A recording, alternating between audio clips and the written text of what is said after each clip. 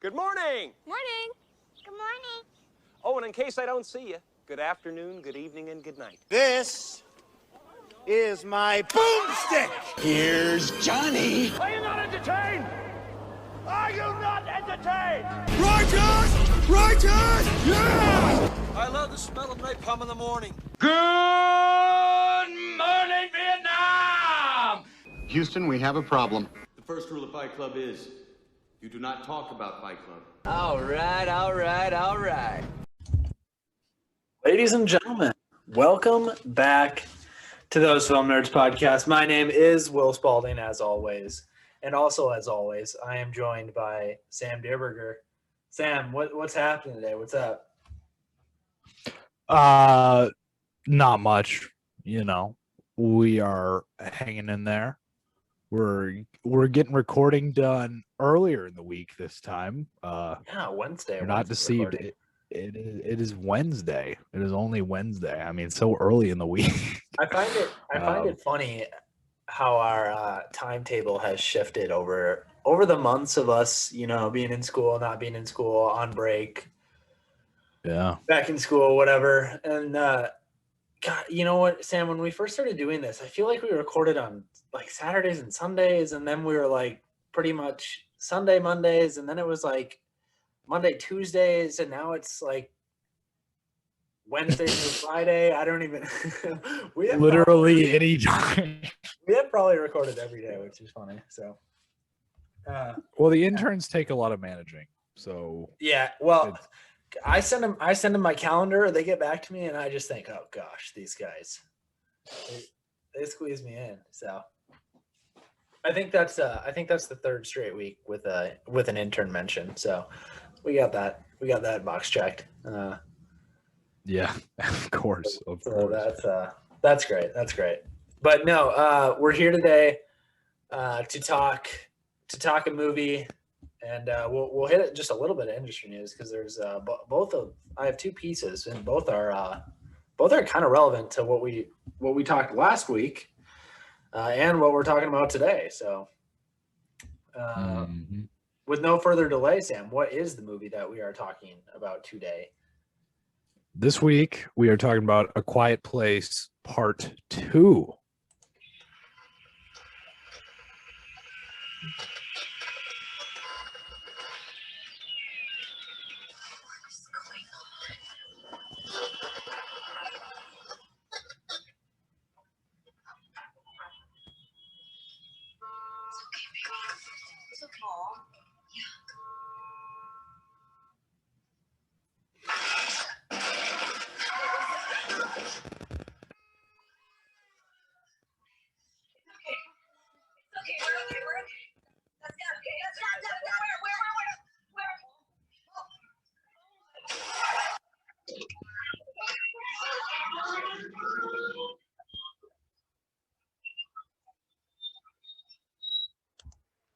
Ooh, A Quiet Place Part 2.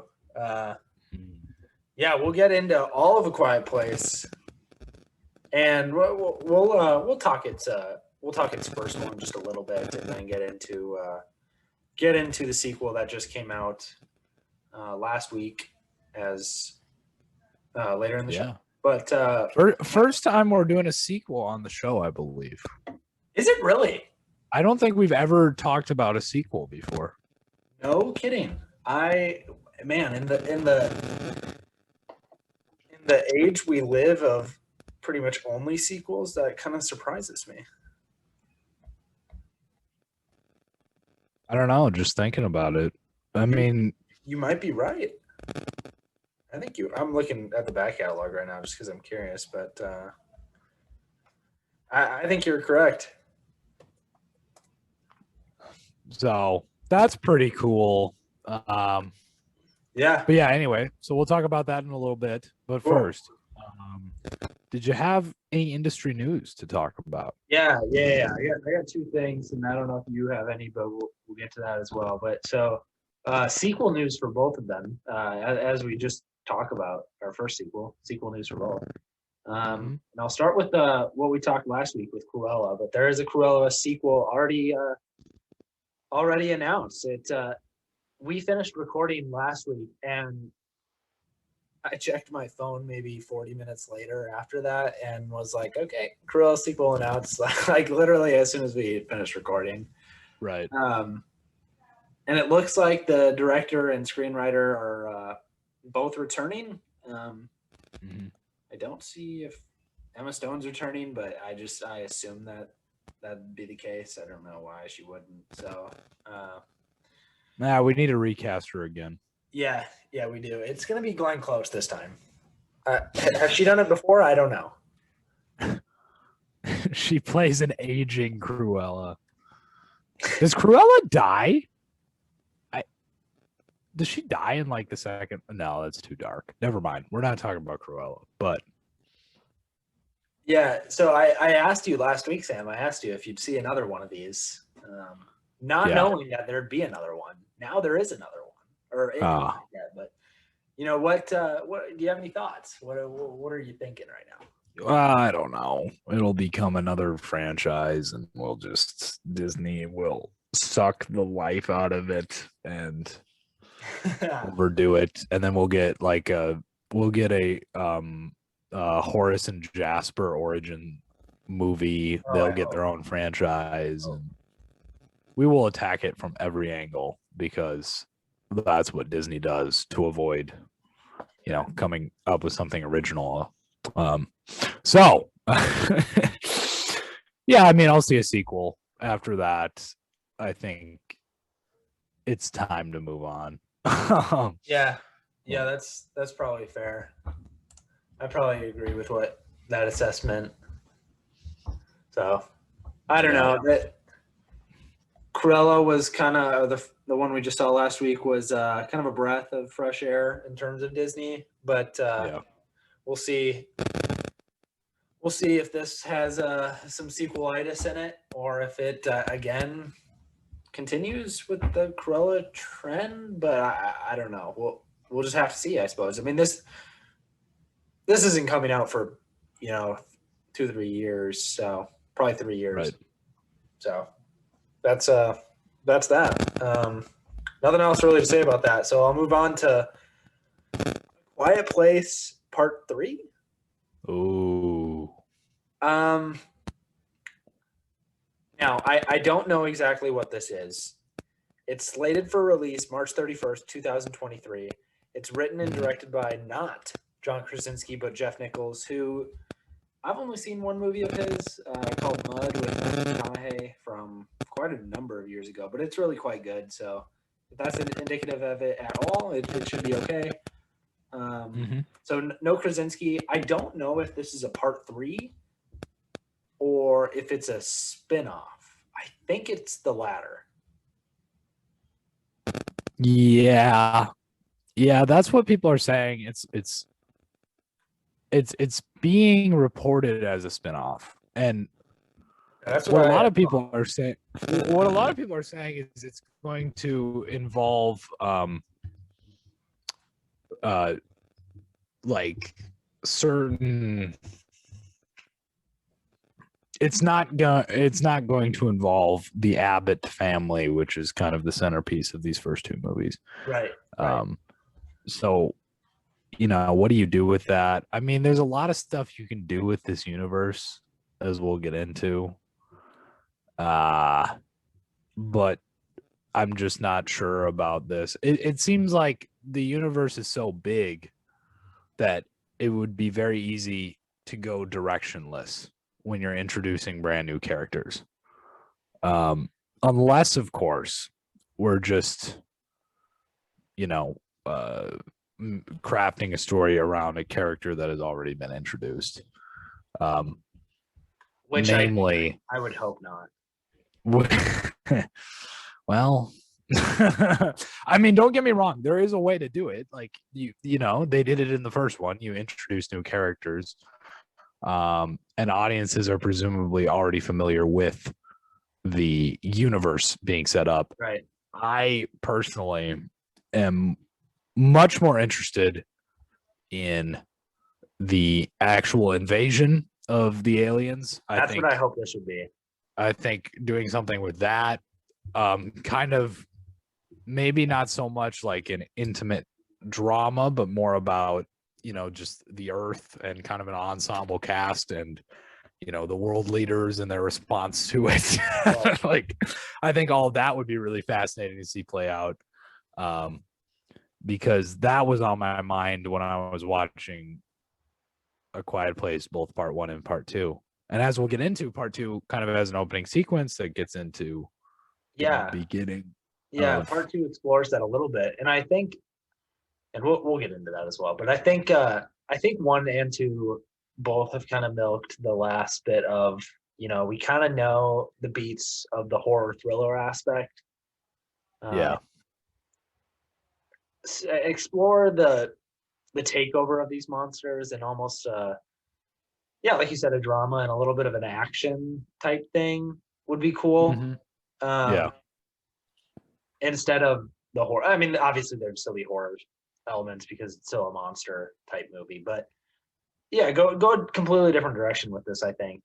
And totally. I'd be into that. I wouldn't want to see just another family trying to survive that. I just have A Quiet Place if I want to do that, Right.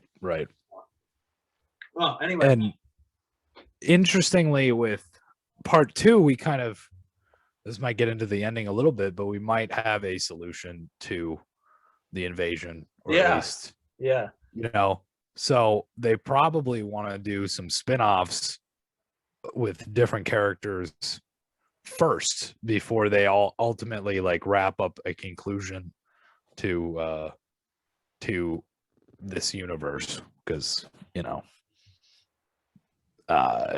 humans are the humans gonna win? Hopefully, we hope so. Or they could just end it nihilistically and be like, this is the world now. So as we've seen, it's exceedingly hard to have babies in a post-apocalyptic world. We saw that in this film, that's for sure. But Sam, do you have any other industry news, or we've kind of already started talking about A Quiet Place? Should we just get into it?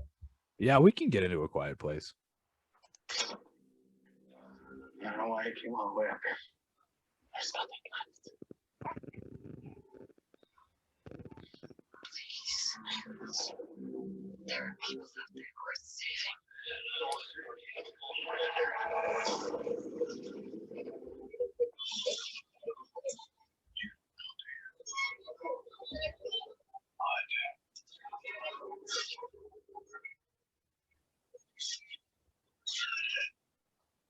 People that are left. They're not the kind of people worth saving. All right, Sam. A Quiet Place Part 2. Before we get into that, which we kind of already have, let's talk 1 just for a few minutes. Just kind of give me your background. When did you come to A Quiet Place? How'd you like it? Just a little background on this franchise, because we can call it franchise now, I suppose. Yeah, it is a franchise.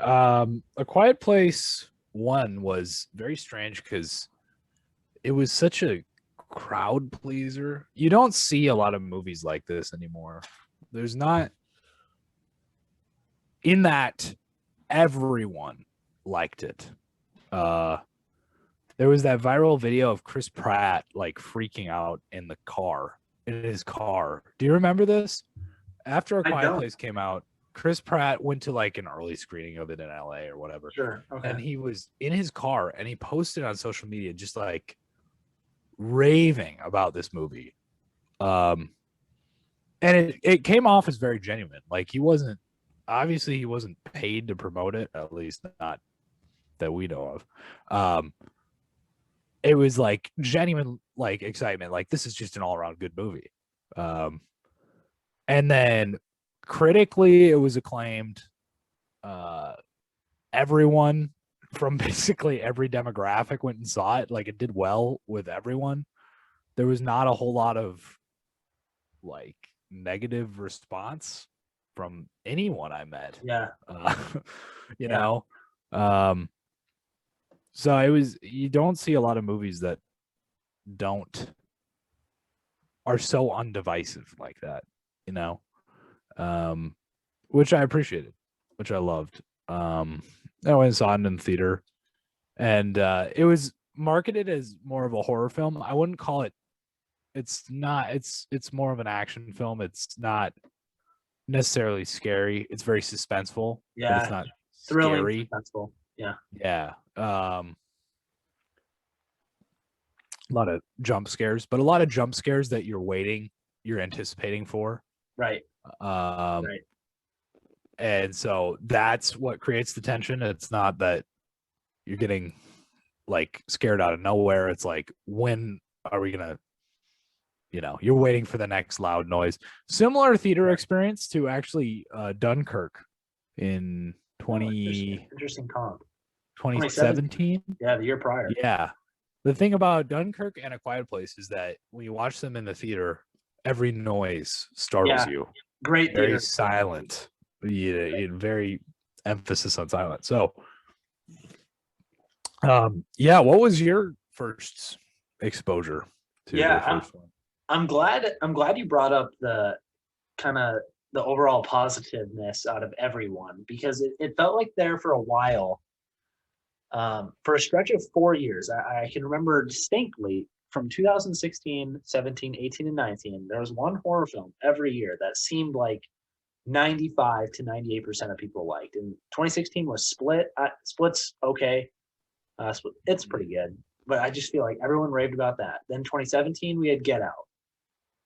2018, we had A Quiet Place. And then 2019, we had Us, another Jordan Peele. But I feel like everyone talked about those four movies each consecutive year, and A Quiet Place obviously being one of those. And you're right, there was so much hype around this for a while. And I saw this in theaters as well, and it was a great experience.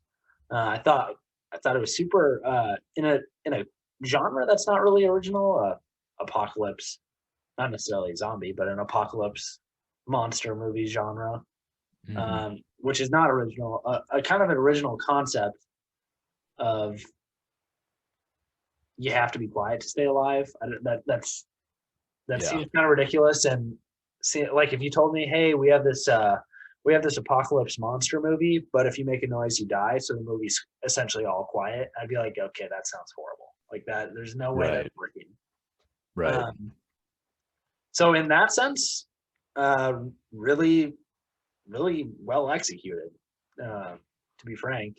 Also, what was up with 2018 with apocalypse movies that had to do with senses? Because we have A Quiet Place and Hearing, and Bird Box and Vision. Right. You would think there was some parallel thinking there. Right. Yeah. I don't know. Weird year. But I mean, it's hard to believe that they were collaborating. Yeah. Anyway, yeah. So I really loved A Quiet Place, and I've seen it a few times since then. I've probably seen it 3 or 4 times. Really effective. I like it a lot. So yeah. Good movie, A Quiet Place. Hot take. But let's get into 2. What are your general thoughts, or what was your anticipation for this movie? Well, I knew that, based on the trailer and everything. First of all, it should be mentioned that this movie was supposed to be released over a year ago. Yeah, this is one of the first movies to pull out of its original slot. It was like this. Yes. They thought, which is kind of funny, for an apocalypse movie. Yeah. At a time when we thought COVID was the apocalypse, those fearful times of March 2020. Right.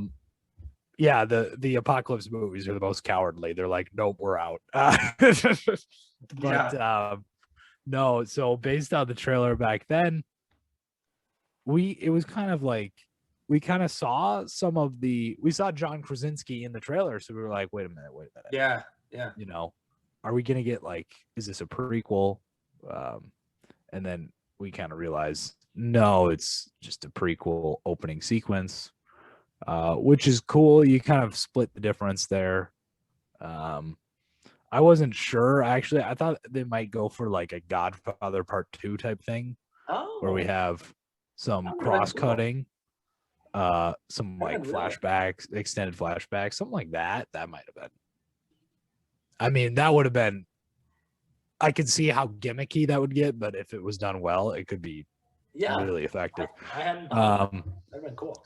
so there's part of that. I thought about that, but I was like, yeah, they're probably just gonna go for this.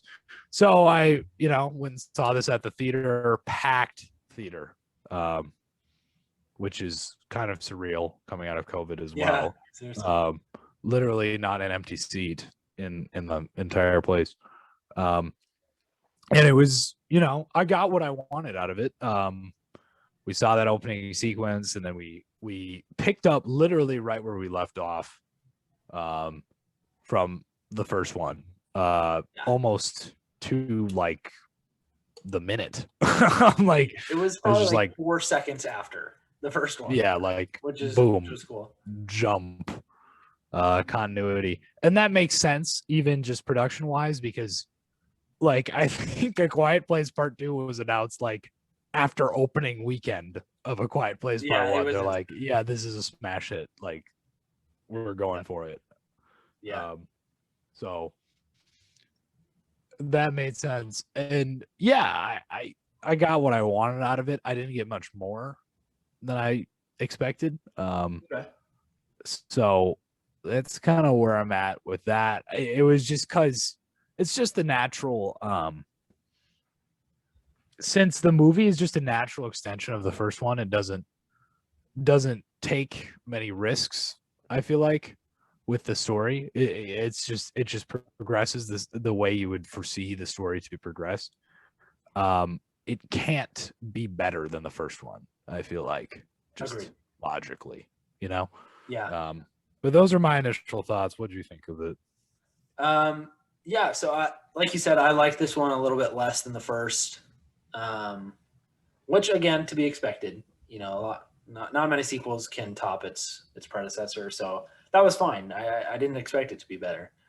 I liked that opening sequence, not necessarily scene, but sequence, and kind of like we were talking when we were talking about Quiet Place Part 3. I loved seeing those monsters or aliens, whatever, come down. It was super cool. I mean, they kind of play with this in the first one, that these monsters, like, you just never know where they are until they're right on top of you, which I thought was cool. Yeah. Like, they're playing baseball 1 minute, and then the next minute the monsters are all over, which was cool. I like that. And I do hope they explore that more in this future movie, which we seem to be getting. So like that a lot. And like you said, love that it picked up literally right where it left off. Like at the last frame of the first movie is the girl figuring out that the hearing aid kind of stops them in their track. Emily Blunt shoots the monster. End of first movie. Beginning of second movie is her walking over to her son. Like, it's instant. Yeah. So that was good. It seems weird to say this is a 97-minute movie, excuse me. And I could have cut 10 minutes of this easily. Very easily I could have chopped this up. 97 minutes, and it's too long, which seems so weird for me to say, because I love a 97. Really? Yeah, man.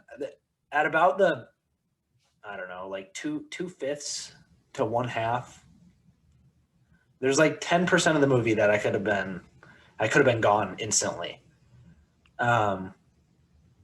It started to lose me at around that point, and I thought, man, I really could have cut this, because I just thought it was mostly when they were, they meet Emmett, played by Cillian Murphy, who's just great. I love him. Yeah. Meet him, and we're kind of hiding in his bunker or whatever for a while, and I could have cut most of that. Thought a lot of that was pretty rough narratively wise. We didn't go anywhere with it. We just kind of sat there. Also Emily Blunt and Noah Jupe, so the mom and the son, kind of got put on the back burner there for a minute. I feel like those are two of the main characters that should be going through a lot character arc wise, and they were kind of left alone for a little while, which I don't know, if you're gonna have 10 extra minutes then I would like you to spend time with those two, at least some of that time. So I don't know. That was a kind of a minor complaint because again, it's 97 minutes. It's not like it's a long movie, but I still would have cut a little bit out of this. But yeah, sorry. General thoughts still enjoyed this movie quite a bit, and I'll give it a high grade, or a high star rating, even with that complaint. But I voiced a complaint. Do you have any of your own, Sam? See, that's so interesting because I actually have like probably the exact opposite opinion of you than you. Not that I don't think like there is stuff that should be cut, but I thought it should be cut and replaced with something, and I thought the movie should be extended.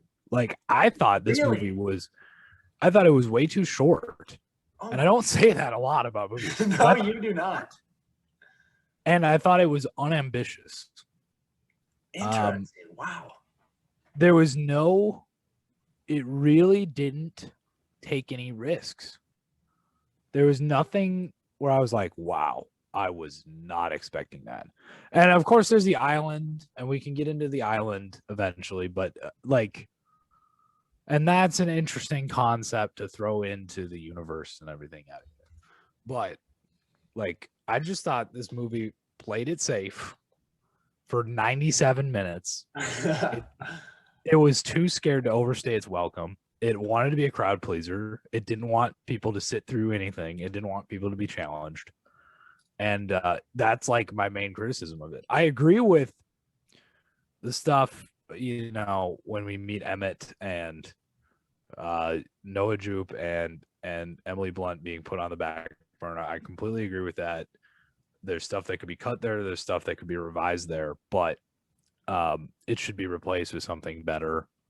Better character development, better character arcs, So that is my main criticism of the entire thing. Let's hit spoilers because we've talked general thoughts and whatnot, and there's some stuff to talk about, and I don't want to spoil it for anyone who hasn't seen it. So spoilers if you do want to see Wild Blades Part 2 coming up. But I think, again, I'll disagree with you a little bit too. I think, yes, this movie didn't make a ton of bold decisions to challenge the audience, like you said, but I think they made a singular bold decision in that having, we saw a lot more people in this movie. Obviously, we saw the island people, and we also saw this other group on the dock.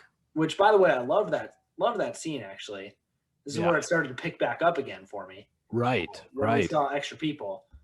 Mm-hmm. I would have liked.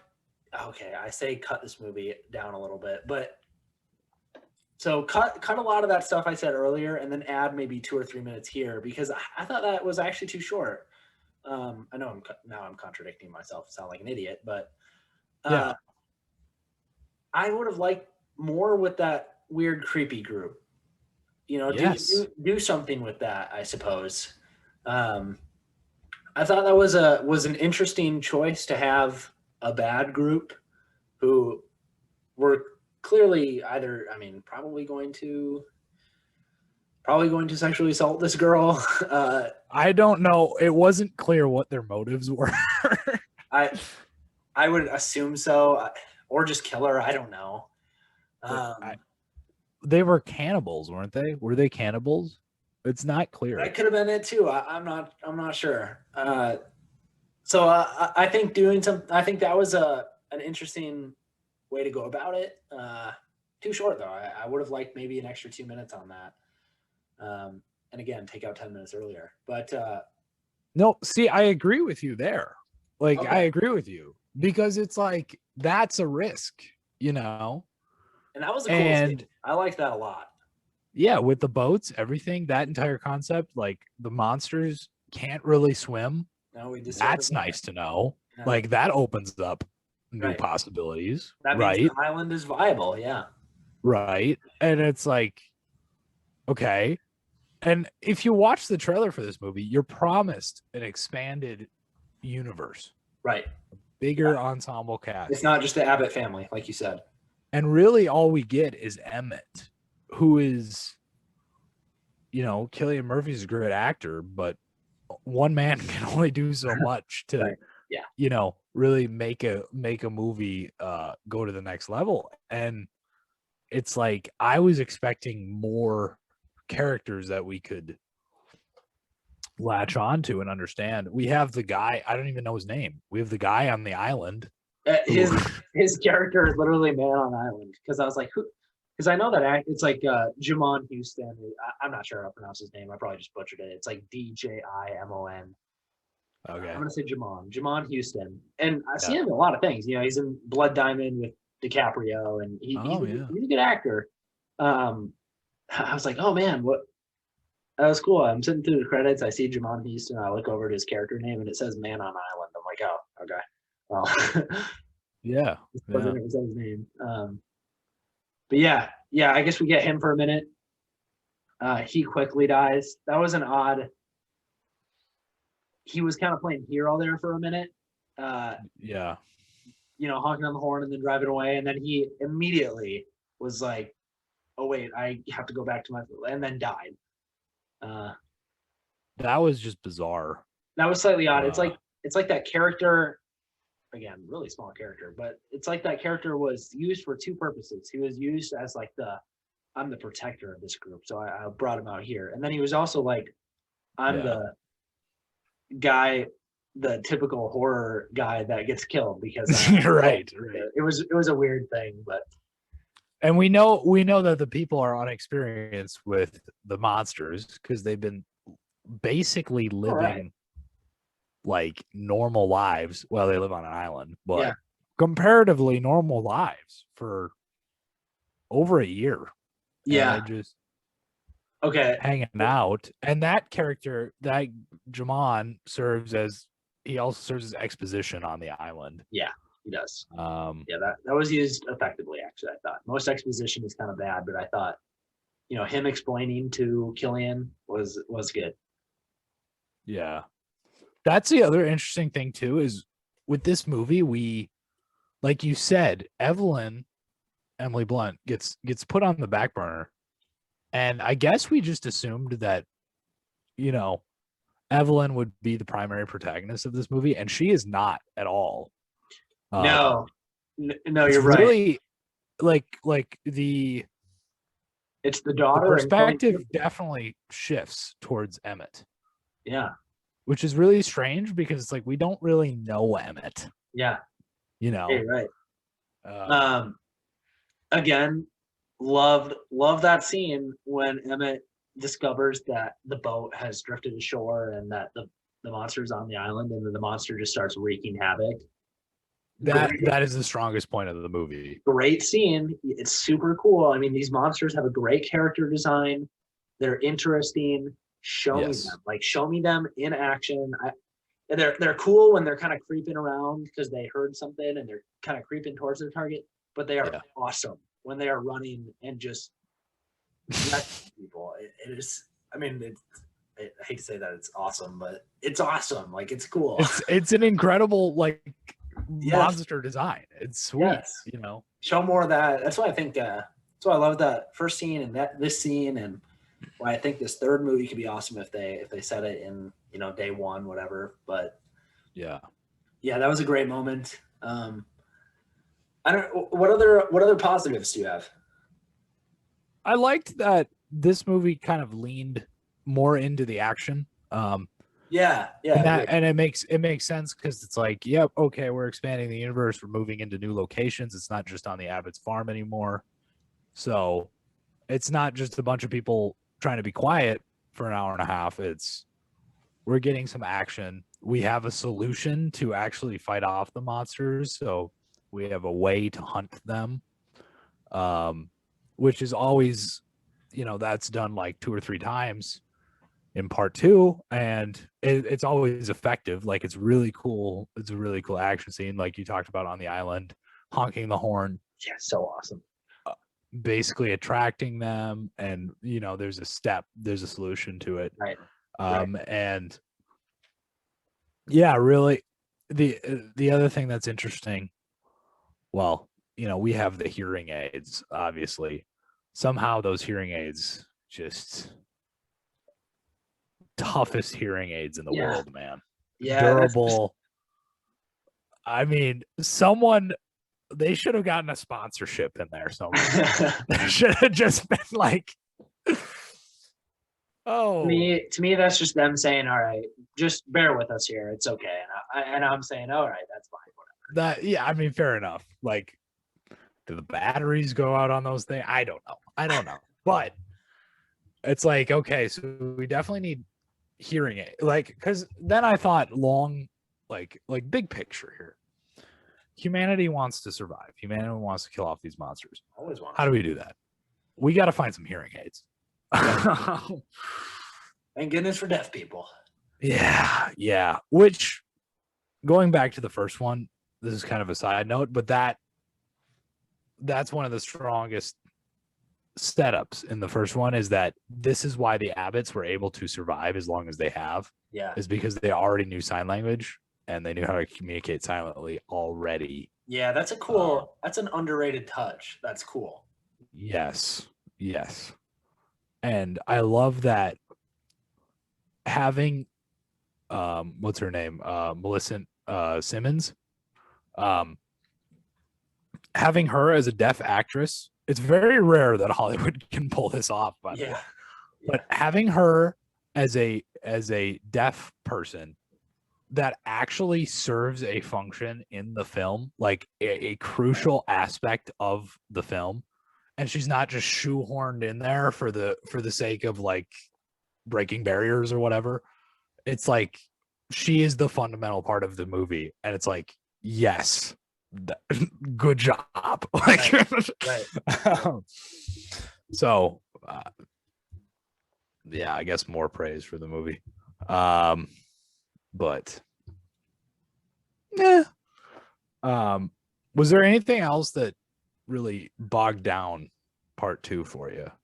No, not necessarily. I'm mostly positive about this. I mentioned my few things I want, cut the fat a little bit, maybe add a little bit more in that one scene. Show me the monsters more would be another, but a couple more good things that, for a while actually, and this is kind of a negative that turns into a good, is for a while I was like, man, Lee Abbott, John Krasinski, died like 2 days ago.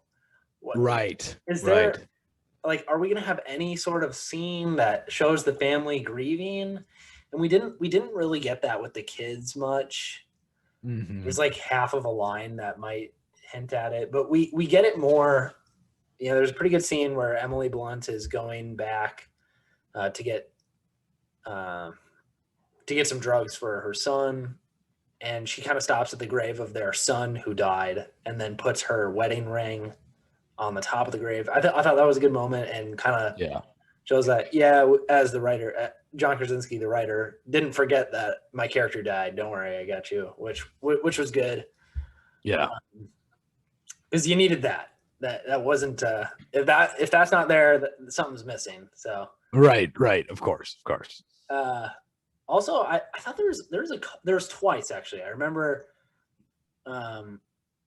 where we kind of, our group is kind of split up. We have Emily Blunt and Noah Jupe back at Cillian Murphy's compound. Then we have Cillian Murphy and the daughter off on the island. And there's twice where the editing is pretty seamless, cutting back and forth. There's fire at one point at both locations, and they use that to edit. I thought, I was like, oh, okay, that's kind of cool. It's an interesting way to do it. Plus, at the way end, we see the daughter kill a monster at the same time her brother does as well, and it kind of cuts back and forth between that. And I like that, we saw the daughter kill the monster, and it cuts to the son, and the monster's already dead over there. Like they killed him at the same time, which was kind of cool too. So I don't know. Yeah. I'm mostly high on this movie, man. I like this a lot. I don't, and I want to get your thoughts on this too. I don't know if I'll return to this movie much. I think if I'm like kind of want to see A Quiet Place, I'll mostly just go back to that first one. I don't know if I'll ever watch this one much more, unless I'm like just craving a double feature. But if I'm gonna, if I'm wanting something from this movie, I'm just looking up one of those 2 scenes where the monsters are just wreaking havoc on people. Right. I don't And know that, and that's kind of what I'm saying. You know, Yeah. like obviously with most sequels, you need to see the first one just for continuity's sake or whatever. But And even then, yeah, it's just not it doesn't feel like it can operate on its own. You know, it just feels like an extension of the first one. It really Right. doesn't. And I know it's called part 2, but like there are some exceptions to that rule. I think like Toy Story 2 operates pretty much solely on its own yeah. compared to Yeah. Toy Story, but not many. I mean, that's Toy Story. I mean, not many movies can do that. So, Right. Yeah, no, it's like it's just, and I think maybe part of what bothers me is how quickly it picks up. Like it literally just in scene picks up where yes, part 1 leaves off. And it's like you might as well just release a 3-hour movie then. Like, yeah, you know, like it's Yeah. just so I really don't feel like it exists on its own in my mind. And maybe that was destined to happen just by dint of it being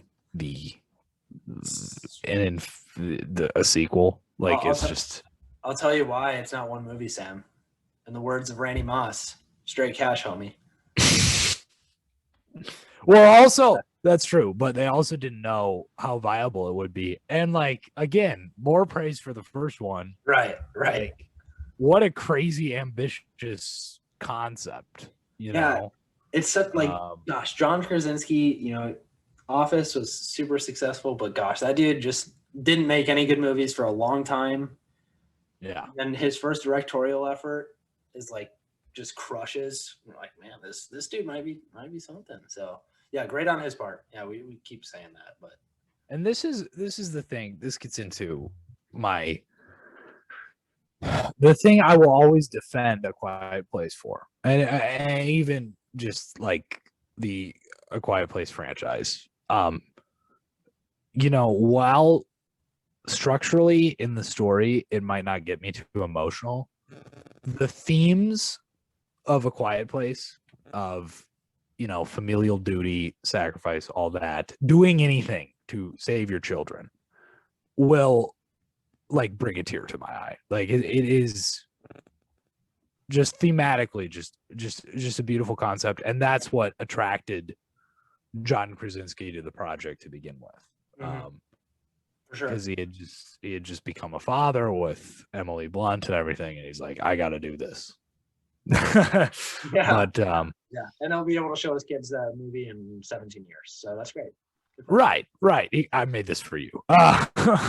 Show But, them they're 4 years old. All right, son, sit down. You're 4. Let me show you a little movie I made for you. But the scene at the end of Quiet Place Part 1 where he says, I love you, and then gets killed by the monster, I'm like, Yeah. that Shut up. will get you in the feels. Like, oh my God. Yeah, So for sure. Yeah, I feel strongly about that. yeah, great point. And he said multiple times, you know, that was for his kids, and you know, this is kind of a continuation of that story, and that it felt natural, so that he wanted to do this one too, but also straight cash on me. Right.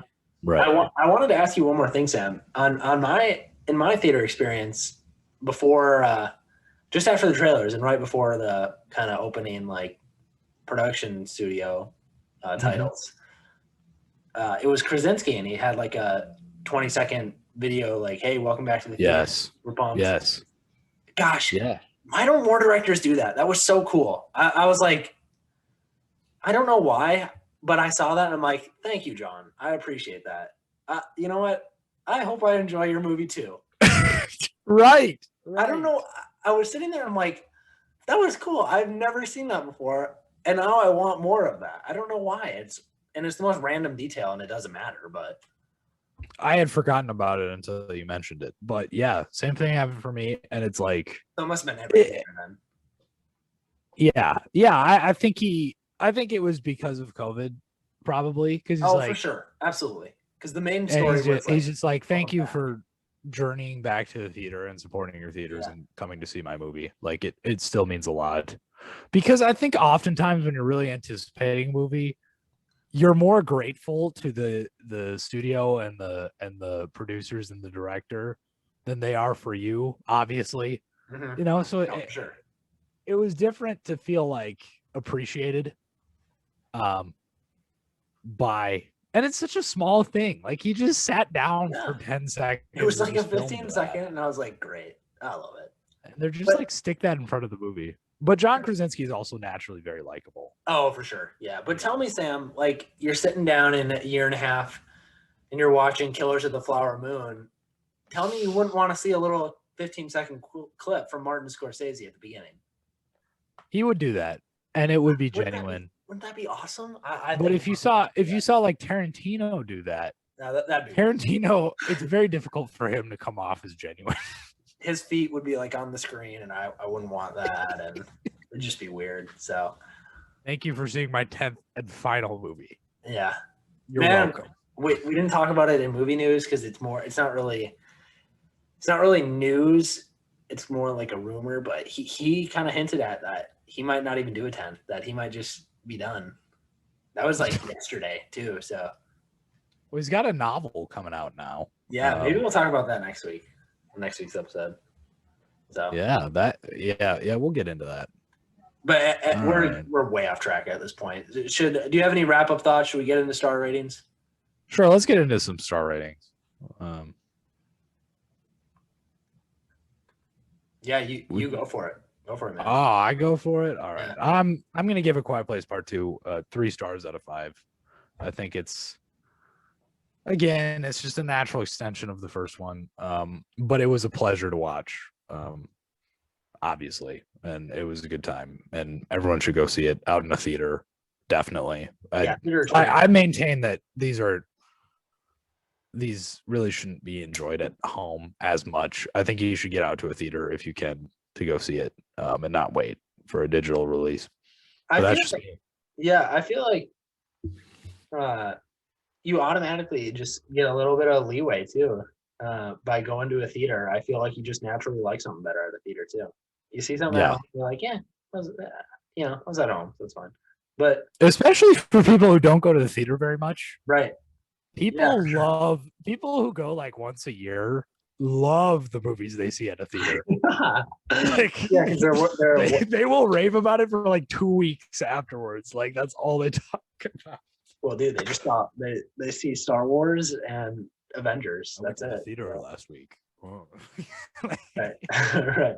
Well, I'm just gonna go half star higher than you, 3.5. I think you changed just a little bit here, and this is a 4 for me, which is what I have. I believe I have Quiet Place, first one out of 4 as well. So change a little bit here, and this can improve quickly, but still a really solid effort.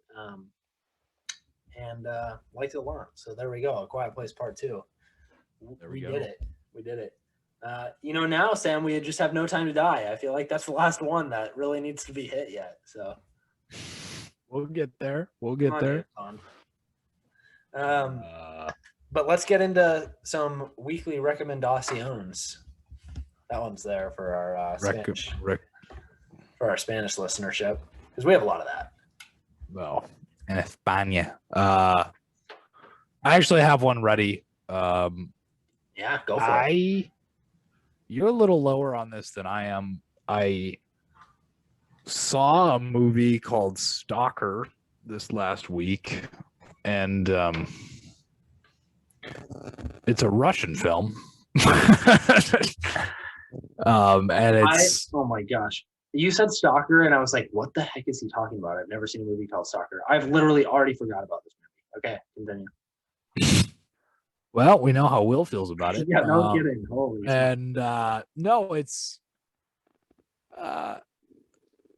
is it incredibly boring? Yes it is. Is it also important? Yes, absolutely. And I think it is a movie that when you find 2.5 hours to kill, I think it is a movie that everyone should see. And I'm still forming cohesive thoughts on it, but what the movie says, I think, is very important. and it should be watched by everyone. So check out Stalker, a Russian movie. I think it is technically in the public domain, so you can really find it a lot of different places. And you can also remake it if you wanted to. You can remake it. You know, all you need is a camera and a field. Yeah, seriously. My goodness, I forgot about this movie. Holy crap! And I saw it like 2 months ago. So, but yeah, I'll agree with what most of what you said. So I had something ready too, and you know what? I'm gonna audible.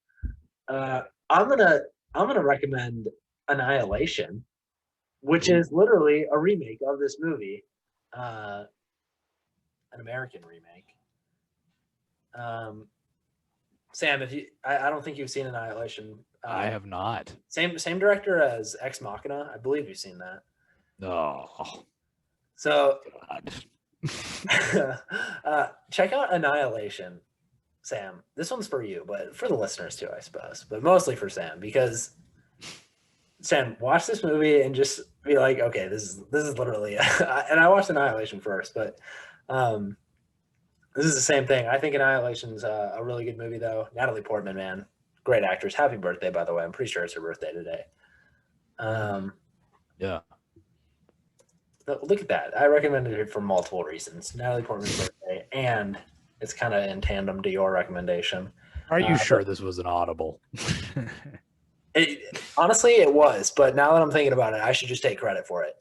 Yeah, go ahead. No, Alex Garland's Annihilation. Really pretty fun. So check that out. Sweet. So there we go. You have the same story. Check out a Russian version. Probably that one first. If you were to do both, check out that one first. I mean, just reading about it, I think it's loosely inspired by Stalker. Just Annihilation is. I don't think it's a direct remake. No. Well, I mean, no, it's not direct, but watch it and you'll be like, holy crap, there are so many similarities. Okay. Fair enough. It's not a direct ripoff. I should say that. You're correct. But all right. Go check out A Quiet Place, check out Annihilation, check out Stalker, check out Annihilation. I just completely fumbled the bag there. But Sam, In the Heights this weekend. Heck yeah. It's gonna be great, dude. We'll be back with In the Heights about a week from now. So go see that, and then come back here next week. We'll cover it all. Lin-Manuel Miranda, and here we go. But Sam, until next time. You can find me. Oh crap! I forgot about that. Where can you find me? I don't know where to find myself. I'm skipping that. I didn't want to find you this week, apparently. No, Sam? Where can I find you? You can find me on letterboxd.com/SJDeerberger. If you actually want to find me, and where can I find you, Will? You can find me at Will Spalding on Letterboxd. And you can find us at anchor.fm/thosefilmnerds and thosefilmnerds.weebly.com and thosefilmnerds@gmail.com and thosefilmnerds on Instagram and thosefilmnerds anywhere you can find podcasts. And now, until next time. Keep watching movies, everyone. Have a great week. Thank you. Ever thought about making a podcast? Well, Anchor is the easiest and simplest way to do so. Let me explain. For starters, it's free. There's also creation tools that allow you to record and edit your podcast right from your phone, laptop, or computer. Anchor will also distribute your podcast for you, so it can be heard on multiple platforms such as Spotify, Apple Podcast, Google Podcasts, and much, much more. You can also make money from your podcast with no minimum listenership. It's everything you need in a podcast in one place. So give it a try.